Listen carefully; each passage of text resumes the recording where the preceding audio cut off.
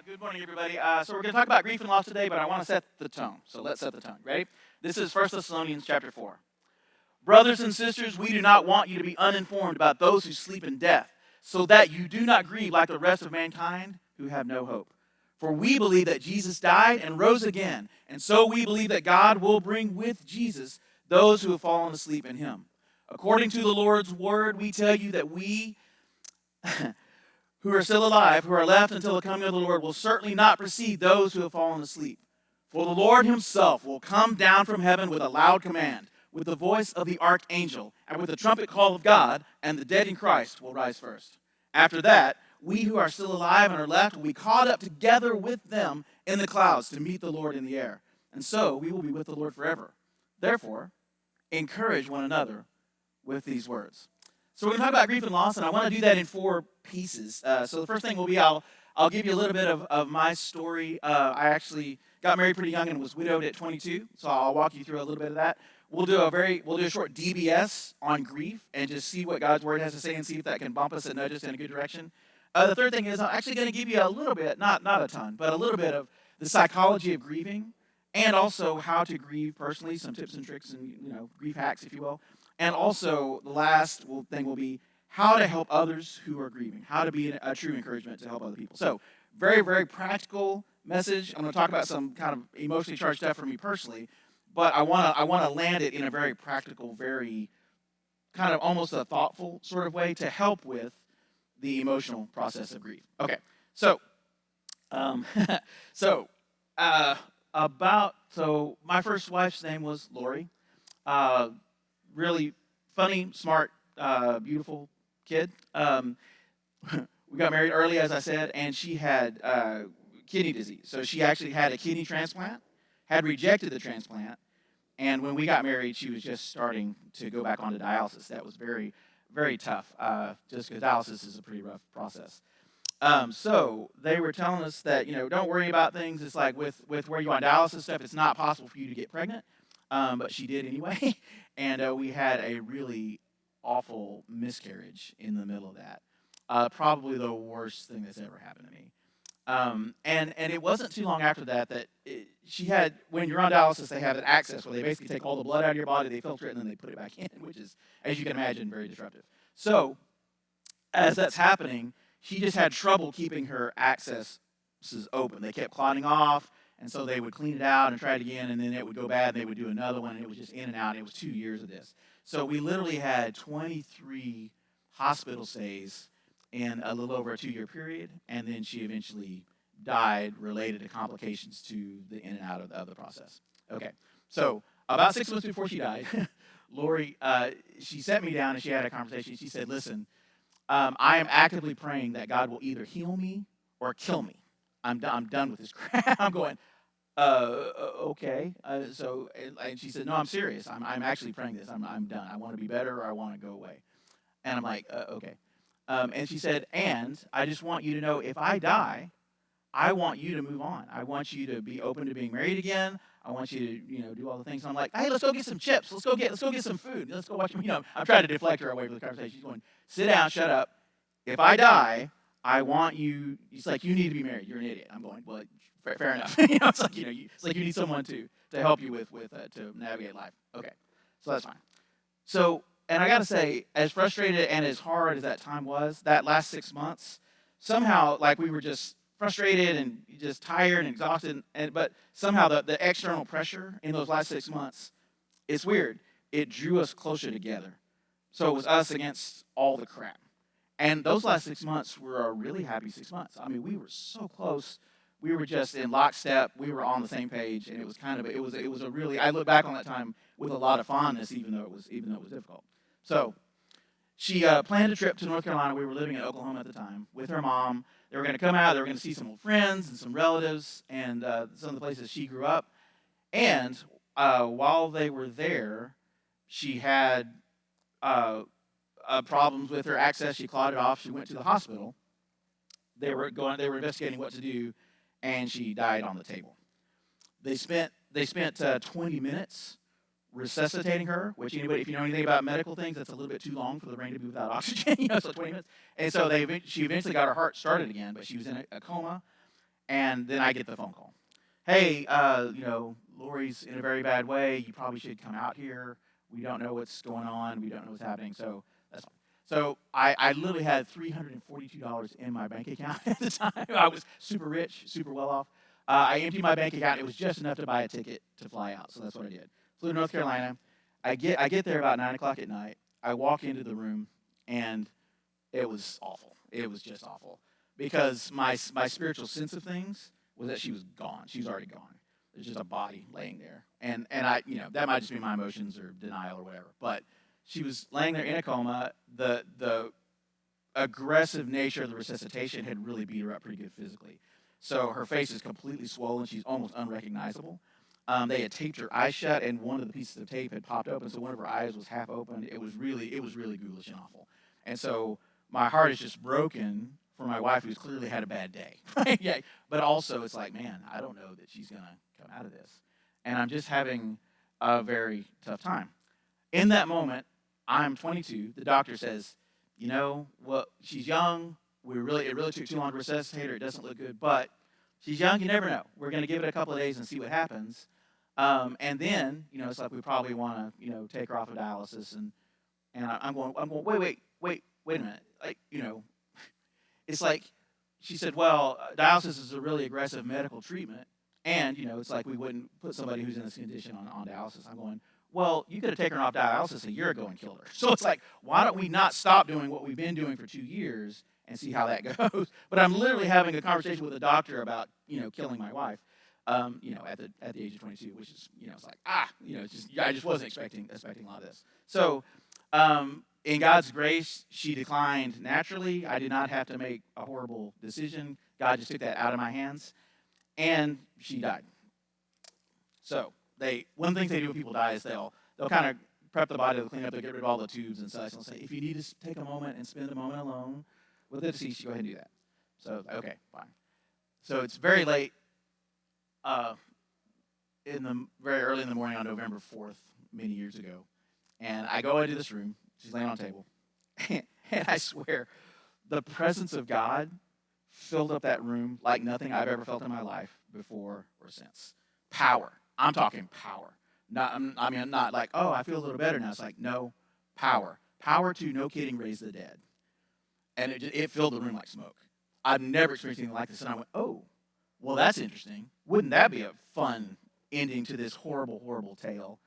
And I opened my mouth to say, get up. And I'm not even kidding. I opened my mouth to say, get up. And it turned to ashes in my mouth. It wasn't what God was doing. God just kind of stopped me. And I went, well, huh. And then I realized that the power in that moment was for me. It was just God's grace to me to show me that he was real, to show me that he was going to be with me in this process. And then I had something really interesting happen. I said, God, what are you doing? And I asked God straight questions, and in not audible voice, but in clear English speech in my mind, he gave me straight answers for 3 days. God, what are you doing? Well, here's what I'm doing. It's like, why? It's like, well, it was time. And I had access, direct access. I talked to God. I asked God questions. He gave me answers. And it's like, so yeah, I tell people this story, and I hesitate because it makes me sound a little crazy. I haven't really heard voices before or since then. But you could say something like, is it possible that in the stress of the moment, and you're young and you're freaked out, is it possible that your mind did something extraordinary to cope with it? Yeah, that's possible. I would say likely. It's not what happened. God was talking to me and telling me something I didn't have any way to know. But it's just very close, right? It's very close. So after the hospital wraps up, I went back to where we were staying, and I said, this is stupid, but is there a guitar or something anywhere in this house? They said, oh, yeah, we got an old guitar. I said, okay. At this point, it's about 4 o'clock in the morning. So I took the guitar. It's very cold where we were. I went out and sat in the back of a car with this guitar, and at that time, I could barely play. I could make a couple of chords, whatever. But God gave me grace to play way beyond my ability, and I literally sang spontaneous worship for 45 minutes, and there was no grief, there was only joy. I sang her homecoming. And it was just a cool moment. And you go, wow, I have people dying that didn't happen to me. It's like I don't know what to tell you about that. I think the extraordinary measures that God took around me in that moment wasn't because I'm a super Christian or wasn't because I was strong. It was two things. It was one, I was open to that kind of thing. And so I would ask the question, have you given God permission to do this in your life? Because he might show up. And the second thing was, my own faith was so weak, my own doubt was so strong, I was shaken so deeply that God needed to take extraordinary measures to keep me in the room, to keep me in the ranch. And so I'm being entirely serious about this. I don't think it was because I was super Christian. I think it was because I was so weak and so broken and so likely to fall away that God put his finger on the scale and brought me back to zero. So it's actually a bad thing. It's not a good. God had to really move to keep me in the room, but he did that. He was willing to do that. So the song that I sang a minute ago, I actually sang at her funeral in North Carolina. I Long for the Day. It was a worship leader that we both really enjoyed, and we both really liked that song. And you say, "Wow, that's pretty wild. How can you sing at your wife's funeral?" It's like, well, that's a good question. You say, God, let me blubber later. let me cry and melt down later. Just help me get through this. And sometimes God will give you grace to do that. But the question in my mind was, how could I not sing? How can I not sing? I want to honor her, and I want to honor the people that are there, and I need the connection. And so that's what we did. So I get back home to Oklahoma, and we had another funeral for the folks in Oklahoma that loved her, because one funeral is not enough. You got to do it twice. And the thing that was one of the interesting things that happened about that was, I mentioned a miscarriage before. What I didn't mention in this story yet was that she had actually gotten pregnant again, despite our best efforts of being super careful after the miscarriage. She was actually pregnant when she died. So we had not told anybody this, not her parents, not anybody, because of the first miscarriage. We were going to wait till further along. And there was a girl at our church that said, I don't understand this. This makes no sense. But I had a dream of Lori walking in heaven, holding the hands of two little girls. And so I'm going, oh, how about that? That's interesting. And there was just no way. But there was thing after thing after thing after thing of God being with me in this process. So somebody handed me a book by a lady named Kubler-Ross, which talks about the stages of grief. This has kind of fallen out of fashion, but it was really interesting because I went through these stages in order, and I don't think I've ever done anything normally in my life except for this. So the 5 stages of Kubler-Ross grief are denial, anger, bargaining, depression, and acceptance. And I kind of went through those stages. So I read this book, and it was actually super helpful for me, because I was like, oh, the things that I'm feeling and the things that I'm experiencing are not weird. They're actually pretty normal. And a lot of people go through stages of grief, and they do these things. And so in the middle of that, I kind of came to a place where I was just feeling lost and a little bit adrift. And I said these words. I said, God, teach me how to grieve. Teach me how to grieve. And this was profound for me, because I am, in my heart, I am very connected to the idea of teaching and learning. It doesn't mean I'm a good teacher. It just means I like that idea, And so when it's kind of like David saying, the Lord is my shepherd. Well, David was a shepherd. He knew about shepherds. And so I said, Lord, teach me how to grieve. And so he did. He started rolling me into this master's class in grief. And I would say this: if you are grieving, let who you are in God be your bridge to navigating grief well. Whoever you are, your connection point, your deep sense of your own soul. I'm motivated by learning and teaching, so I became a student of how to grieve. If you are connected in some other way, let that be a bridge to help you grieve. And so here's some of the things that God told me, and we'll codify this later again. But God led me to cover everything in prayer. Everything in prayer. God told me to grieve, but to put that in his hands. I turned worship up to 11. I sang for hours every single day. I spent time in worship, and that was my safe, hidey place. It was good. I would let myself feel, and I would get overwhelmed, and I would pray and ask God for help. It's like, God, would it be possible for me to have a break from this? It's like I feel overwhelmed, and the grief would stop.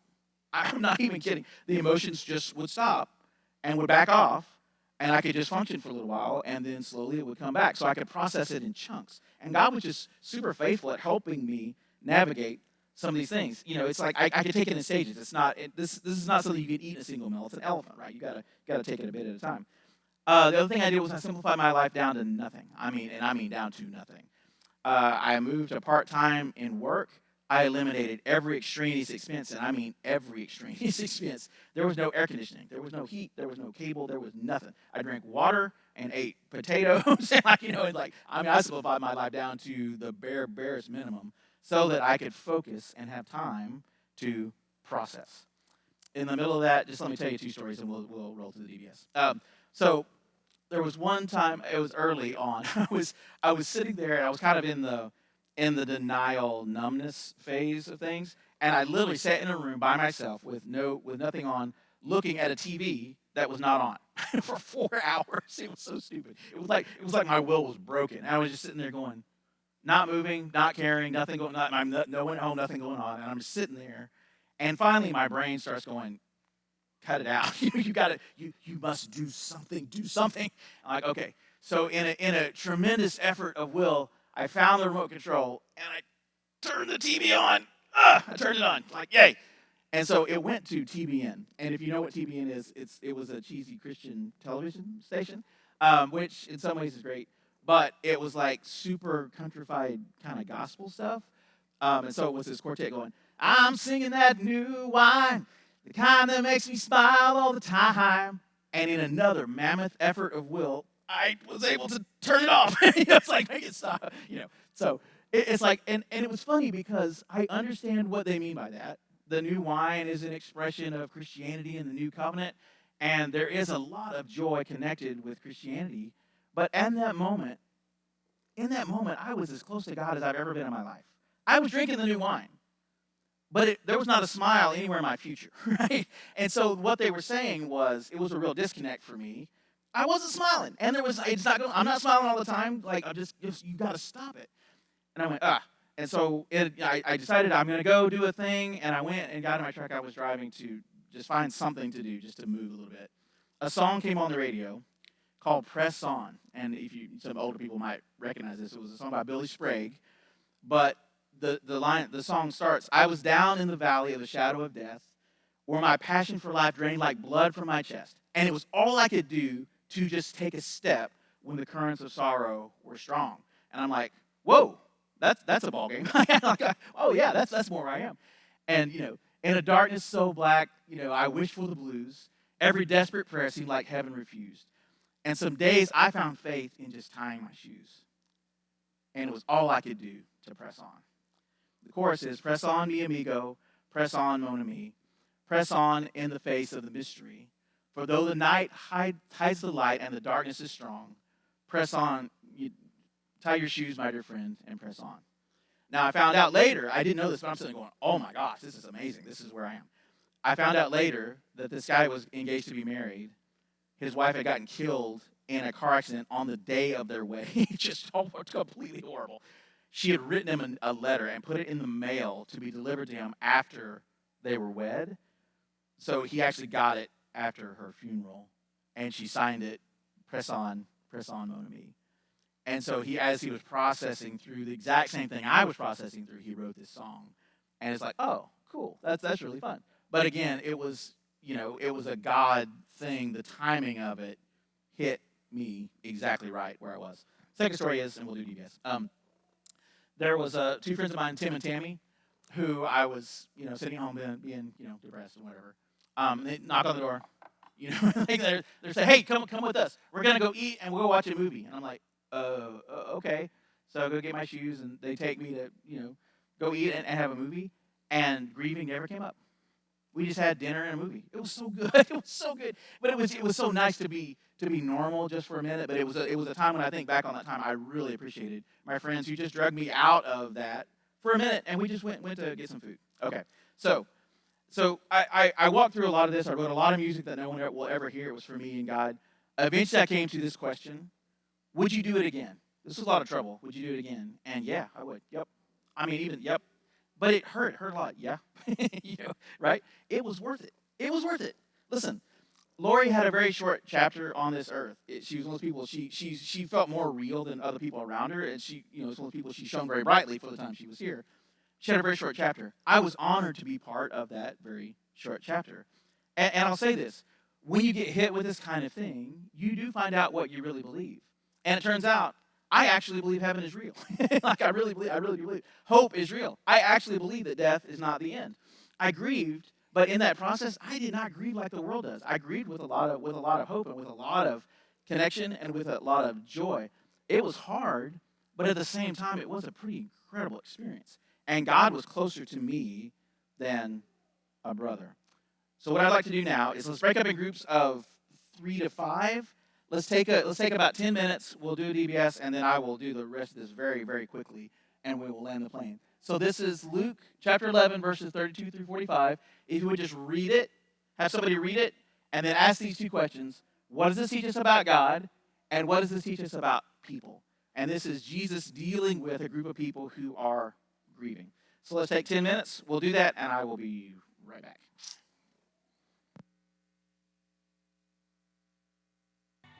All right. So just a couple of other things as we wrap this. So I'm going to go through quite a bit of stuff. I'm going to move really fast. So just let me know if you want a copy of this. I'm happy to send it to you. In terms of the current psychology of grieving, Kubler-Ross has been supplanted by 2 primary models. There's a few out there. Bob Mark can talk this better than I can. But there's basically one called the dual process model.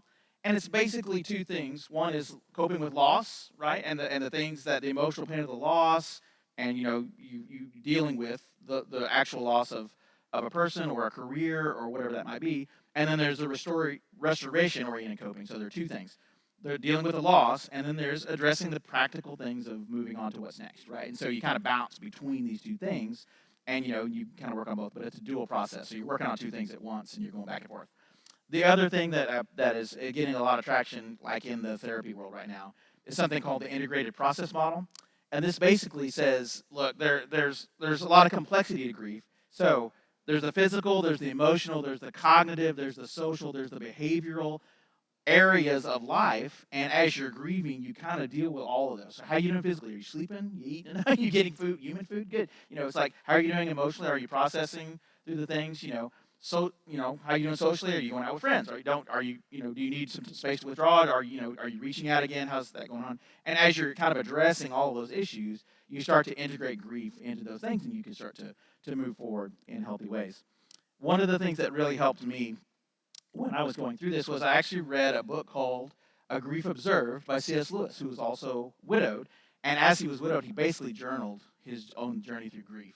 And so it's just really interesting because he's like, today I'm feeling this, I'm feeling that. He's asking questions, he's angry, he goes through all the things. But he just kind of is really vulnerable and really transparent and just writes his way through that. And you can kind of get inside his head a little bit as he's going through the nature of grief. And it was really interesting because in some ways I really resonate with Lewis, but in another way, he didn't have a connection to worship and music in the way that I did, and so in many ways, my journey through grief was way easier than his because I had a place to run that was much safer for me emotionally than he had. He was trying to do that much more cognitively. Okay, so the thing I would say about the science of grief thing, this is great, but I really want to add a piece to this that is not in any of the current psychology literature, and that is the spiritual component, which to me is critical. I don't know how anybody does this without God in the middle of this process. This stuff is great and helpful, but I think you've got to add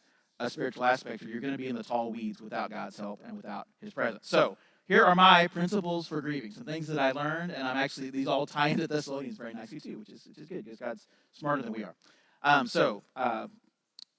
The principles for grieving.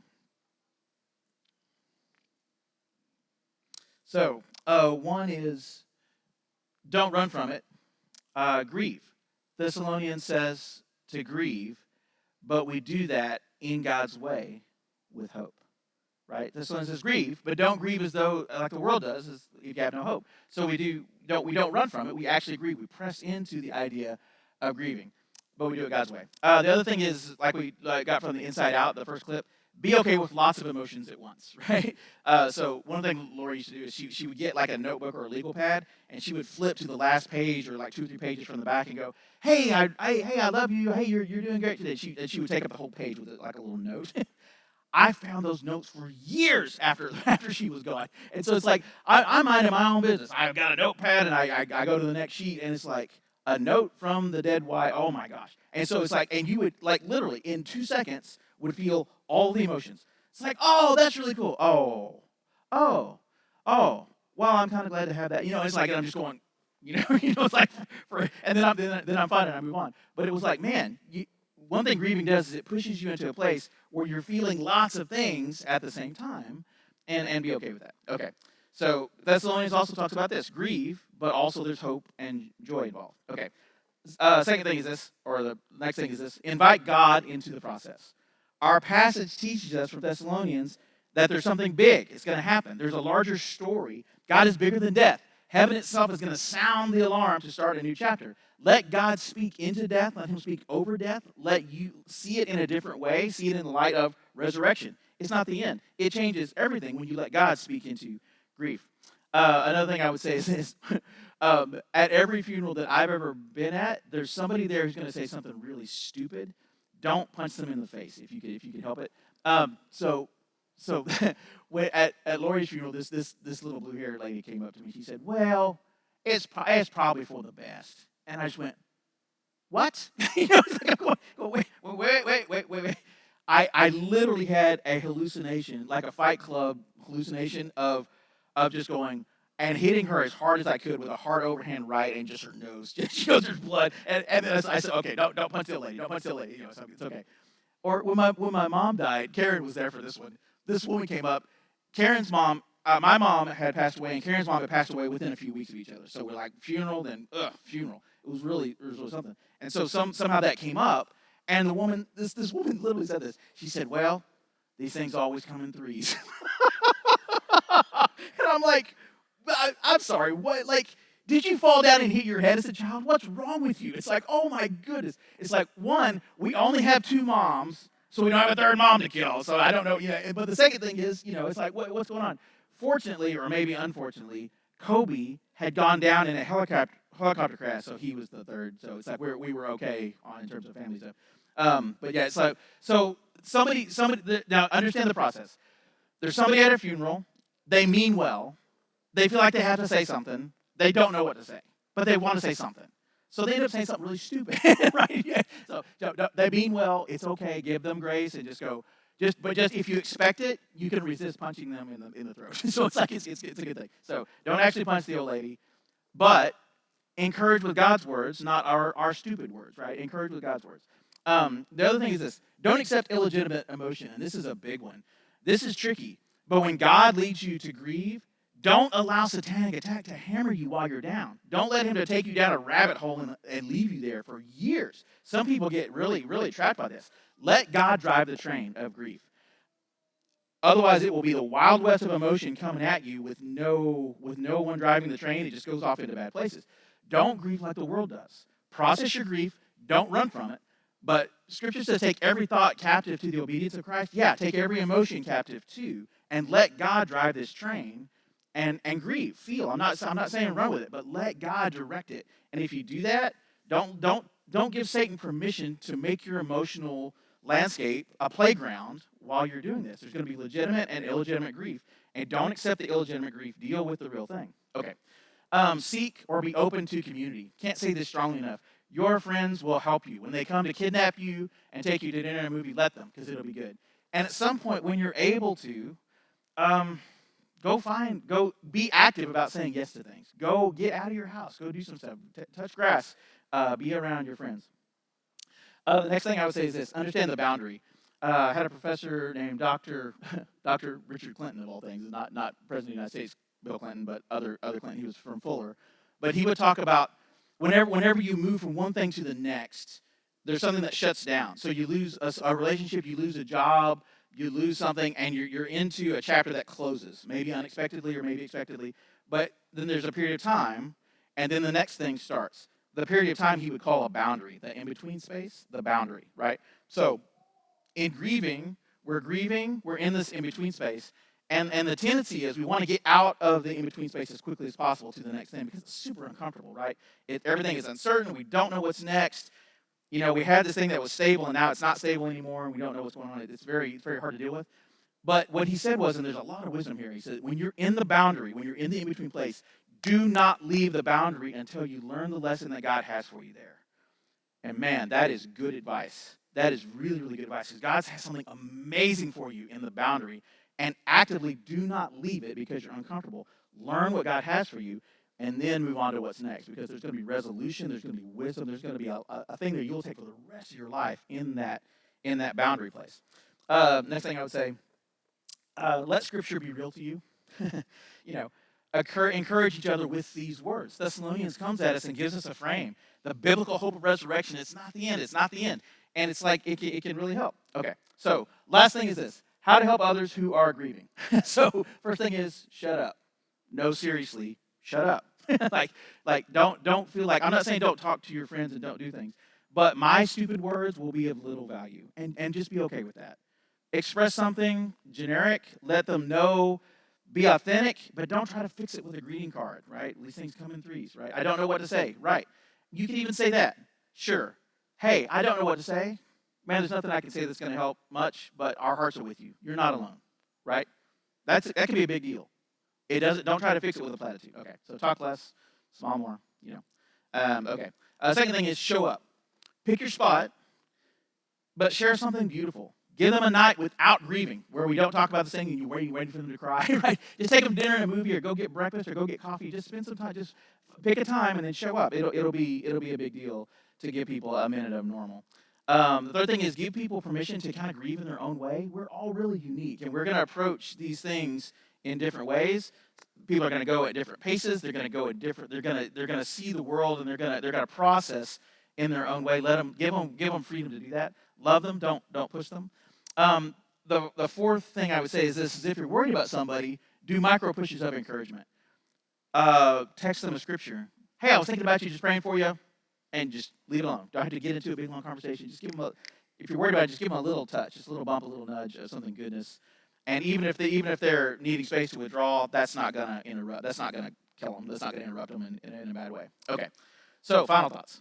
Ernest Hemingway said this famously. Said, all stories, if you continue long enough, they all end in death. I appreciate Hemingway, but there's one that does not end in death, amigo. It's Jesus. There's a guy named Jesus. He died, and then he popped up out of the grave in a surprise move, and his story does not end in death. And guess what? Because of what he did, our story also does not end in death. He draws us into his resurrection story. Thessalonians spells this out beautifully, very, very nicely. Death is not the end for this. You can take that to the bank. We're going to pop up out of the ground. If we're still alive, we're going to rise and meet him in the air. They're not gone. They've fallen asleep. You can set your clock to this, because Jesus will be along in a minute to wake them right up. Like Thessalonians with a shout, like Lazarus popping out of the grave. We're going to rise again. The grave clothes are going to go away, and they're going to be replaced with something much, much, much, much better. So grieve, but grieve with hope. Grieve with the bridge of your personality and uniquely who God has made you to be. Cover grief in prayer, maybe with worship, finally with gratitude that you were able to be a part of a chapter that eventually comes to a close. But be happy, celebrate the chapter for the good things that were in that chapter. All right, let's pray. Father, I just thank you for this day you've given us, and I know that sometimes dealing with these things can bring up memories that may not be fully resolved, or there may be people right now that are in the boundary. God, I pray that you would just cover them with your grace and with your presence, with your hope. God, I pray that you would just help us grieve well. That we would fully step into the sadness even you wept, that we would experience that and not cut ourselves off from it. But Lord, I pray that you would also cover us with hope. Let us be deeply connected with joy, even in grieving, weirdly. And God, I pray that you would just help us whenever the thing that eventually comes that will hit us with grief, you will help us remember some of the things that your word has for us, the deep encouragement that you speak over us, and that you will lead us back to these thoughts and to your word, and that you will help us grieve well. In Jesus' name, amen.